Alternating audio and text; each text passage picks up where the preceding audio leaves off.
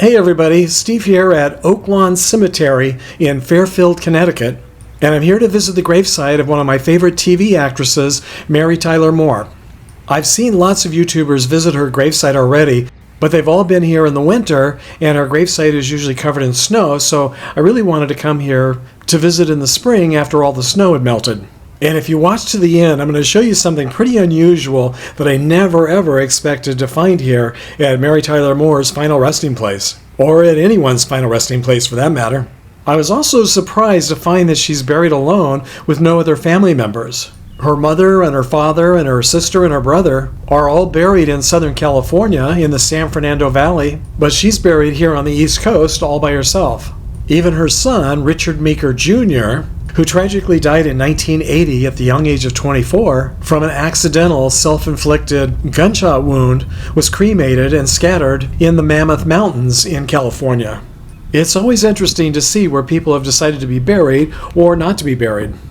And in the other videos that I've watched of other people visiting Mary Tyler Moore's gravesite, I've never noticed this lake or pond before. I don't know if any of the other videos showed it, or maybe it was completely covered in snow, and I just didn't realize it was a lake. I also didn't realize or get the impression that this was a very big cemetery, which it does seem to be, and that there were also so many older historic gravesites here. She's definitely in one of the best locations, and the view from her gravesite is really beautiful. Have any of you guys been here? I'm on a road trip from California all the way back to Maine, really, about as far as you can go. And Mary was near the top of my list of gravesites that I was hoping to visit, so I'm really happy to be here today. I'm also on my way back. I'm going to stop and visit the gravesite, if I'm able to, of ED ASNER. He died, it was either earlier this year or late last year, so it's just been a few months, but I checked his Finding Grave Memorial page, and it does look like he has a headstone and information about where he's laid to rest, so if I can visit his gravesite, I definitely will. I just visited Murray's gravesite, GAVIN MACLEOD, back in, I guess it was December, just this past December, about 5 months ago, 6 months ago, and I was there, I believe it was just the same day, or maybe just a couple of days before Betty White died. She was the last remaining central cast member of the show. And I don't know what this is. Is this a funeral? Or when I drove up a little while ago, the guy waved me into the cemetery. I thought it was a little odd, but he probably thought I was here for the funeral. And it might be a firefighter because there were a couple of fire trucks parked out in front of the cemetery, and I thought that was a little odd too. I was wondering what they were doing here. This is a Thursday, the first week of May.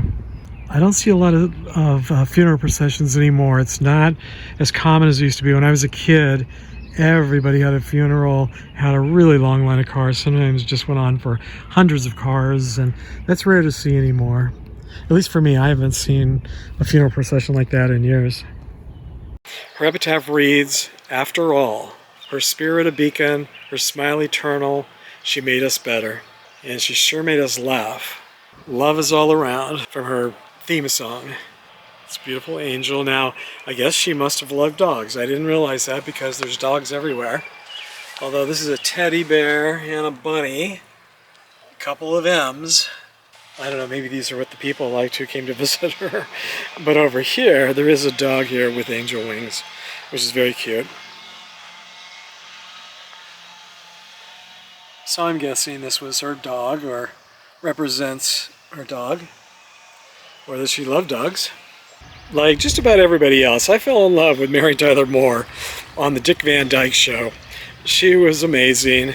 And then, of course, when she later, a few years later, she had, after the Dick Van Dyke Show went off the air, then she got her own TV show, the Mary Tyler Moore Show, and that was so groundbreaking at the time, and the characters were all so amazing, starting with Mary. So funny, one of the best TV shows ever, a TV classic, one of my favorites, and we just watched the entire series again just this past year, and every episode, and I hadn't seen it actually the entire series in years, and it really holds up well. It's just as funny and just as memorable as it ever was.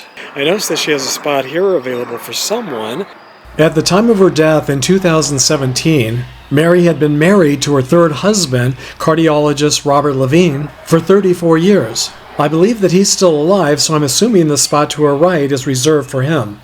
She was born in Brooklyn, New York on December 29, 1936, and died January 25, 2017, in Greenwich, Connecticut. Brooklyn, New York is only about 35 miles, or approximately an hour, from Greenwich, Connecticut. And she met and married Levine in New York, so that helps explain why she's buried back here on the East Coast. And I assume that her parents and siblings moved to California to be near her during the many decades that she was working in Hollywood, and that's probably why they're all buried on the West Coast. When I first arrived at the cemetery, I noticed a sign near the front gate that said that the cemetery was an accredited arboretum with an apiary and a pollinator garden. An apiary is an area where beehives are kept and managed, and a pollinator garden is where flowers are planted that support those bees in addition to butterflies and moths. This is only the second time that I can remember seeing beehives in a cemetery on purpose. The other time was recently at the Congressional Cemetery in Washington, D.C. This week I want to give a shout out and a very big thank you to all of you who made donations to this channel using YouTube Super Thanks. Thank you Monica Highland, Dana Pretzer, Dawn Imraz, Karen Webb, and Lava. Your donations were all very generous and they're very appreciated. As always, thanks for joining me on another trip down memory lane. And until our next trip to the cemetery together, thanks for sharing the memories, everybody.